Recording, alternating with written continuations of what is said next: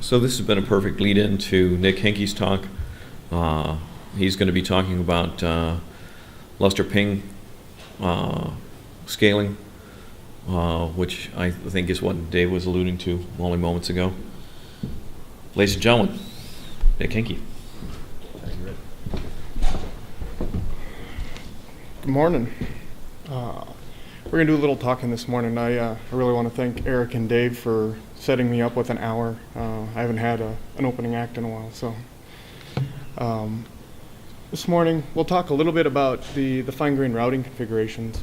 Dave did a pretty good job of setting them up, so we'll kind of blip right over that. And dig in kind of the meat of the problem, where we've kind of discovered a problem at scale with LNet routing, and that's kind of this dead time issue. A little bit about the data collection and analysis that we needed to do, some of the tuning steps we've done, and then kind of some of our conclusions discussions, kind of figure out where we go from here. So the way we've been using fine-grained routing is in a small group, so kind of a slice between what Dave called projected and what he did with their 32 groups that we were just talking off of a line port. The reason we're doing this is to balance out bandwidth and also get some of the resiliency back and help localize traffic within the torus and take care of some of those issues. If you really want to know more, Dave's paper from CUG 2011 was a really good start, and I think that's where folks should start with that. So IOR and the dead time. Here is a nice, horrible graph. This is an instrumented IOR that we've run in production, and what we're doing is gathering per second timestamps to kind of figure out why we're not achieving full bandwidth out of a storage subsystem. There's a few things that are interesting about the graph. The tail off, I think, was more product of running in production, but the periodic, the dips we're seeing where the write bandwidth completely stops, and we're seeing that in this graph. The x-axis is quarter-second intervals. So we're seeing that in this graph about every 25 seconds. Long story short, since it's only a 20-minute talk, this turns out to be the Lustre pinger. The Lustre default timer is about 100 seconds, and the ping interval is a quarter of that. So that's kind of where we get our 25-second interval from this graph. Without jumping too much into the analysis, we touched a little bit on the instrumented IOR. This we thought kind of needed to do to dig into the nature of the problem. There isn't a lot of good statistical data that comes out of Lustre, out of the application space, that kind of lets us see more than just a number coming out of some of these benchmarks. We did throw Collectile on the back end as we enhanced it for LNet data, as well as some per OSS data. It was a really nice, quick framework to gather data. And then with being able to pipe it into ganglion graphite, we can visualize that pretty quickly and start to drill down on problem areas and compare different metrics and Q depths to start seeing where things look a little hinky. I will notice that we'll note that the LNet data is not all that helpful, especially in the LND space. There is kind of no standard for an LND exporting data, especially Q depths, wait times, and on the router there's no directional information, so the only thing you really get is did it route a packet and how big was that packet. So it's kind of one of the challenges, and it's why I'm going to guess a little bit at some of the data. We haven't enhanced too much of the router data yet to give us a detailed view, but I think we got a good enough view of the data. So the pinger, it hurts. What we're seeing is usually a 3 to 8 second dead time. I/O usually completely stops or at least degrades very significantly. That 3 to 8 seconds for Cray turns into a 4 to 11% reduction in throughput. We do tune up the Lustre base timeout to about 300 seconds, which gives us a ping interval about 75 seconds. We have seen some spikes in this dead time to over 10 seconds, which gets a little painful. The ping messages are instantaneous loading, modulo about a second or so.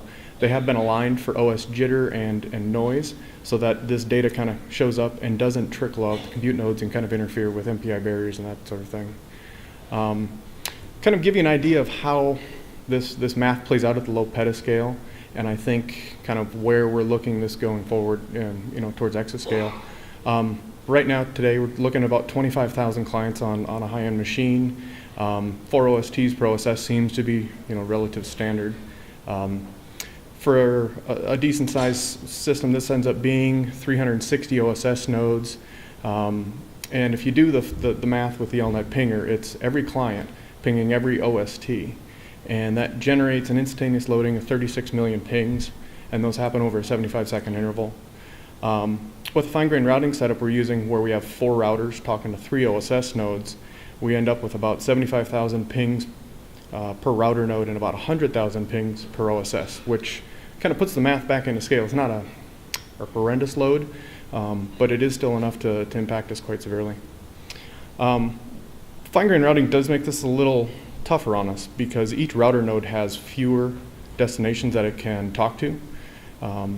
And with the way LNet has been structured in the LNDs, is the per-peer traffic is a bit of a bottleneck. And the amusing part about this traffic is there's not a lot of value in the traffic. Most of the times, the clients are sending this data because they aren't doing I/O to a target, which means they most likely don't even have a lock that would be evicted if they died, which is kind of why the OSS is looking for this data. The async journal feature kind of complicates this a bit because the return path is used to send back the last committed field, which allows the clients to flush their cache and kind of drop some blocks and let them know that while the OSS has previously said they've seen the data, now the data is actually committed and out on persistent storage. Jumping kind of into a set of graphs that kind of narrowed in on one of these little ping intervals for us. We're looking at about a 7-second graph here. So the timestamps we're seeing are every 1 second. So there is a little jitter in the data since we're looking at it so fine-grained. On the left side of the graph, you've got the ping rate for a single OSS. On the right side, you've got the megabytes per second for a write. And it's a pretty clean instance of where the I/O traffic completely ceases, or nearly so, as we see the pings come in. The interesting thing is the pings don't just all arrive at once. So we kind of got a couple of questions. Why are the writes slowing down? And why are the pings not showing up more grouped together? If we look at the LNet receive rate for that same OSS, it looks very similar to the ping rate, right? So there's not a lot of difference in the rate at which LNet is telling us it receives a packet to when the OSS is actually processing the ping and recording that traffic. One thing to note is LNet won't actually receive a packet on the OSS node until there's actually a service buffer out of the portal RPC layer ready for the message to be delivered into. If we then take that further question and kind of look at why the writes aren't getting through to the OSS, the next thing you usually look at is kind of the service wait times. If the traffic was fighting on the OSS node itself, you would expect to see a big spike in the OSS queue wait time as those messages kind of collected up and weren't getting processed as fast. But we just don't see that. And what we do see is kind of this interesting double hump from the ping data, which lends us to some thinking that there's a bit of a blip as the initial buffer pool for the portal RPC threads are exhausted, and it takes a one interval for those to get reallocated and get the LNet traffic back flowing through it. So with no fighting on the OSS, we need to take a look at the router nodes. There are about 4 different queues on the LNet router, each kind of doing their own little bit of flow control. On the inbound side from our Gemini network, there's the peer router buffer. And this controls how many messages each node can route through the router and limit how many resources it can consume and kind of limit the damage if you get compute node death. Ballpark, we're running with about 16 credits per peer. And this graph is showing us how many messages are used in total on those peer router buffers. And we get kind of an instantaneous loading of about 30,000, and it kind of slowly increases from there for a couple of seconds and then drops off. So what this is telling us is the data is getting to the router node and is getting to the router node at about 30,000 messages a second faster than the router node's able to eject out the other side. And they're queuing up on the per peer buffers, which the other buffer that's on the ingest side of the router node is the router buffers themselves. And these are the landing zones that the router uses to move messages from one side of the network to the other. And in this graph, we're seeing about 3,000 router buffers used per second. And for the small messages, that's about it's a 4K page. And I think the router pinger messages are about 192 bytes. So we're seeing about 12 meg or about 12,000 pages total across the 4 routers. Take these two graphs kind of combined, and what the takeaway for us was that the data is getting to the router nodes, and depending on what size machine we're running this on, it either queues up on the peer router buffers or in the actual router buffers themselves. It takes, when you're configured for our router nodes, we're doing about 16K router buffers. So you need to get about 1,000 nodes before you'll start queuing in the router buffers. So this data is from about an 800 node machine. If we look then at the outbound side of the router and try to figure out where the messages are going or not, we can look at how many messages are queued per peer on the outbound side. And we're seeing something very similar to the router buffers, where it's about 3,000 messages every second are added to that queue until the backlog kind of clears itself. So it's a fairly simple look, but our take was that the per peer InfiniBand links on the outbound side of the router were really where the queuing was happening. Some of the tuning you can do to kind of help that per peer link revolves around the InfiniBand LND. It is a bit challenging to get this tuning right. The base ones are peer credits and concurrent sends. You have a limit of 63 concurrent sends with kind of default InfiniBand parameter, or the default LND parameters, based on the size of the queue pair that can be allocated. And the way it does it is it allocates a full minimum message size per concurrent send. Long story short, is you can crank up peer credits to about 126 in that scenario. You can get to 255, but that's the maximum in the wire structure. But to go from 126 to 255, you've got to start playing with some more esoteric features like map on demand, FMR pools, and things that have implications for RDMA performance that we really didn't want to chew off just yet. There are some other tuning steps we've taken, small router buffers, peer router buffer credits on the InfiniBand side, so that when the replies come back in, there's at least enough queuing space on the router itself. And just kind of a brief note that there's a bunch of other things that end up being a little twitchy for the configuration. Timeouts keep alive. Isaac touched on asymmetric router failure and peer health, which kind of go hand in hand. And then for the InfiniBand LND, there's an NTX and credits that we end up tweaking. None of this is really great for fine-grained routing. We have so few destinations that we're really relying on a per-peer connection and trying to saturate it with small messages. And the InfiniBand LND just isn't set up to do a small message saturation. If we think about things that Eric brought up in the exascale kind of notes, we're looking at about 100,000 messages across a 3-second window trying to get through an InfiniBand link. And we're having really, in this configuration, which is very tough for us to get that message rate through. To think about the million, the 10 million would be pretty challenging. And with current Lustre locking on the LNet code, there's a rough limitation of about 100,000 messages per second before you hit the single global lock limitations. So we have seen significant improvement by using peer credits. We can reduce that dead time from 10 plus seconds down to the 3 to 5 second range, but we've just run out of runway for tuning. So conclusions. LNet routing is not very friendly to small messages, especially trying to saturate small number of links with small messages.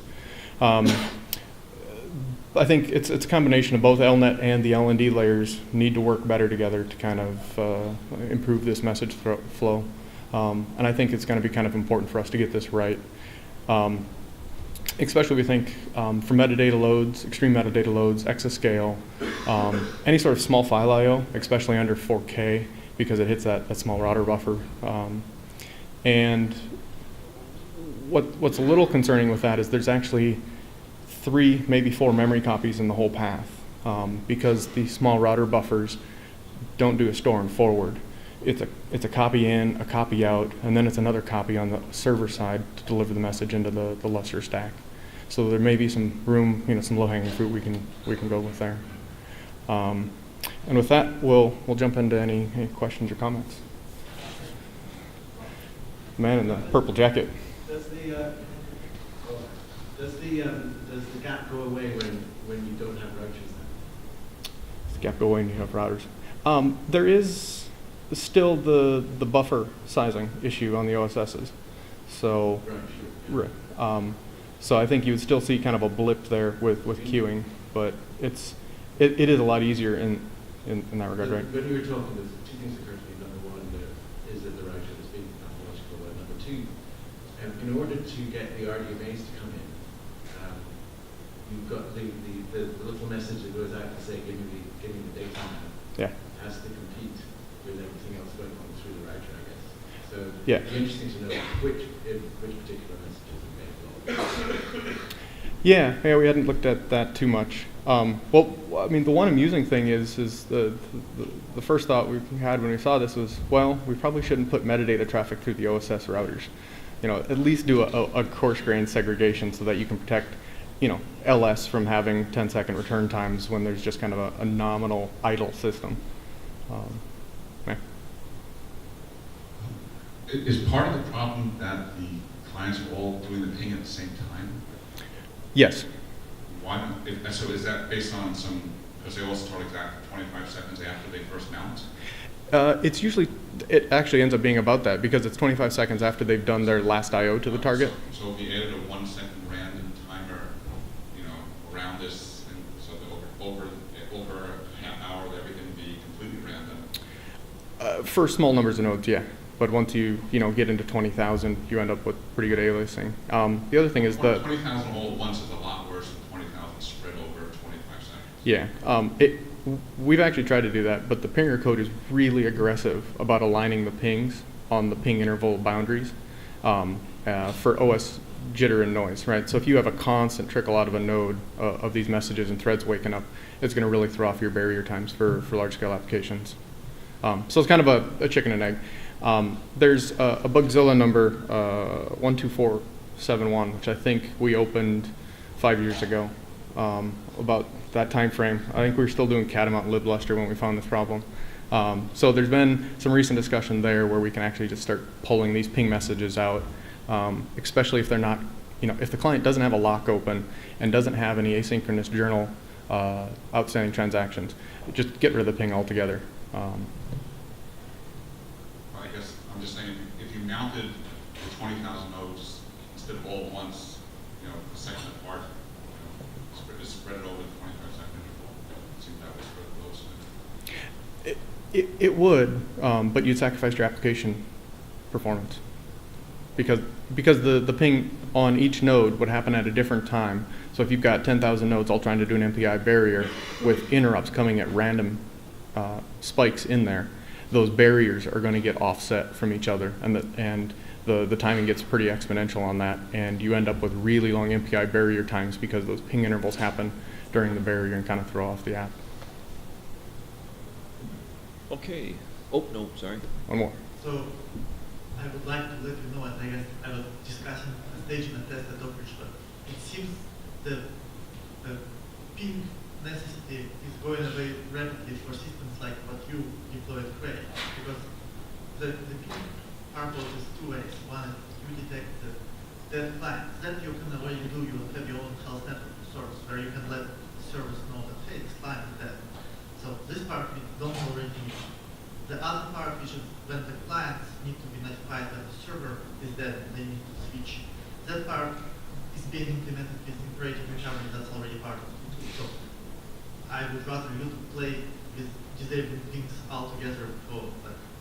unless there's uncommitted messages left that you need to clear away.